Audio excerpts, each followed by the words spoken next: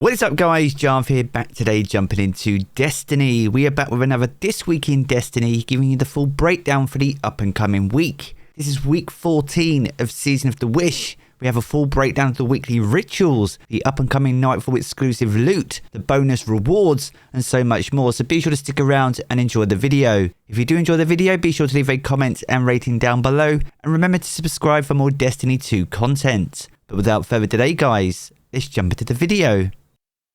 Another week and another This Week in Destiny. This is week 14 of Season of the Wish, and we are just over halfway on our path to the final shape.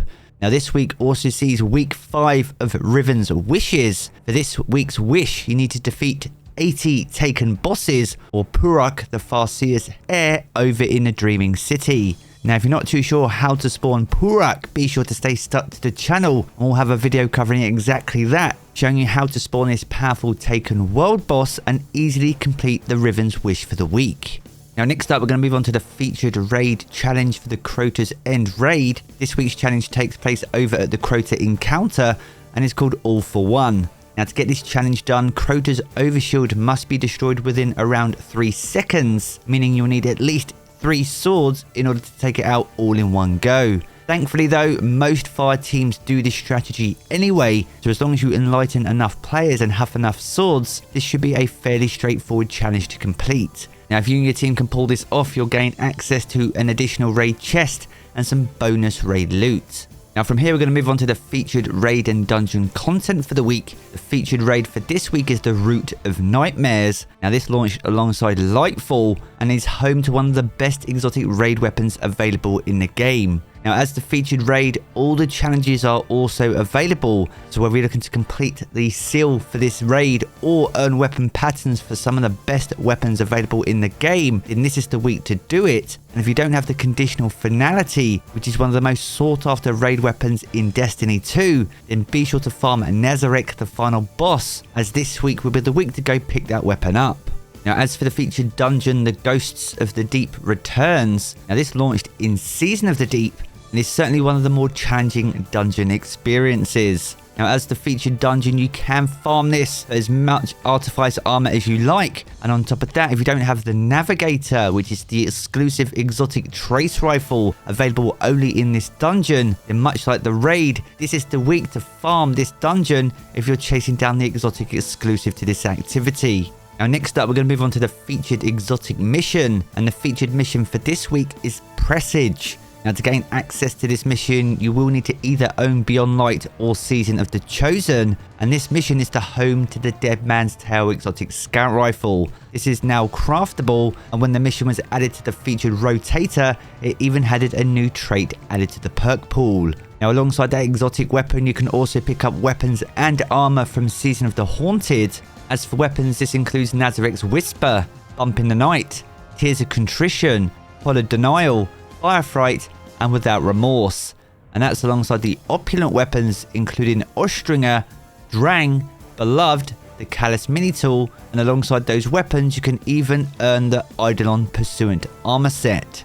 Now a thing to note, if you're watching this video upon posting, Xur has a very good roll on the Bump in the Night, as well as the Eidolon Pursuant armor set for every class of Guardian in the game. So if you need armor to fill out your Transmog collection, then make sure to pay Xur a visit. And if you need weapon patterns for the Bump in the Night, then be sure to go pick them up from Xur and convert them into Deep Sight Resonance versions instead, to save yourself some time when it comes to farming items from this mission.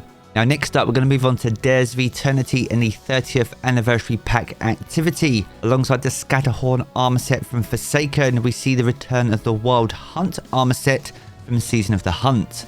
Now as always with Season of the Hunt armor, we do have Season of the Hunt weapons too. This includes the Arsenic Bite, Blast Batu, Corsair's Wrath, Deafening Whisper, Dire Promise, Enigma's Draw, Escape Velocity, GN7 Rifle, the Royal Chase, the True Prophecy, the Friction Fire, and the Timeline's Vertex. Now these items can drop during the course of the activity, upon completion, or by handing in strange coins over at the Star Horse over in the Treasure Hoard.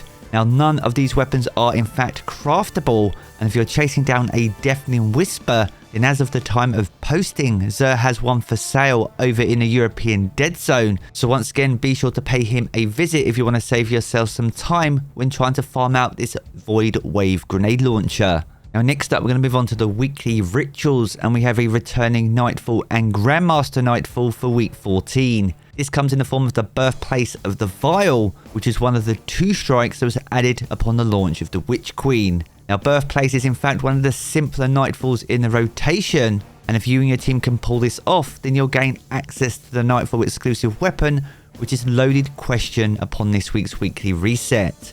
Now if you and your fire team can complete the Grandmaster challenge and knock this out with a platinum medal by taking out all the champions, then the Loaded Question will guarantee to drop as an Adept Nightfall reward. Now the Loaded Question is one of the only fusion rifles that can drop with Reservoir Burst, and upon its reintroduction even had some new perks added to the perk pool. Is the Loaded Question a weapon that you're excited about? And if it is, what kind of roles are you chasing? Be sure to sound off down in the comments below.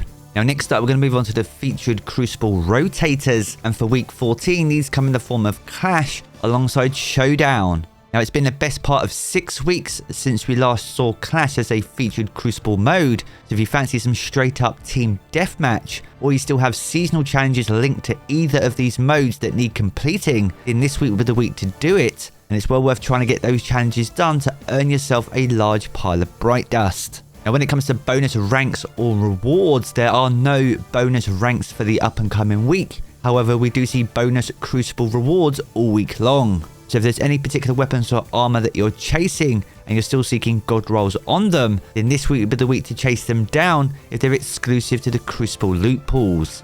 Now next up, we're going to move on to the Lost Sector calendar for week 14. This week kicks off over in Perdition on Europa, and we'll be offering exotic gauntlets. From there you can head over to the Bunker E15 on Wednesday for a chance at exotic chess pieces, and as for Thursday you can head back to the Concealed Void for a shot at exotic helmets. On Friday, upon the return of Trials, you can head over to Neomuna and the Thrillerdrome for a chance at exotic boots, with Saturday being available over in the Guided Precept, offering another chance at exotic gauntlets. Now on Sunday you can round out the week over in Scavenger's Den with a chance at exotic chess pieces, with Skydock being available on Monday, offering another chance at exotic helmets. So as always, if you are still filling out your exotic collection, then be sure to plan your week accordingly. And remember, if you have a full collection already and are chasing world drop weapons instead, then again, be sure to plan ahead. And if you want to check out this calendar in full for yourself, make sure to do so over in Today in Destiny, and I'll leave the link to that down in the video description below. So there we have it guys, a good look on everything that you can expect for week 14 of Season of the Wish. If you've enjoyed this video, be sure to check out one of the 2 videos you see here in these cards for more Destiny 2 content. And if you want to keep up to date with everything to do with Destiny 2, then be sure to hit subscribe as well. I'm going to jump into the game as always guys, and I will catch you all again very soon.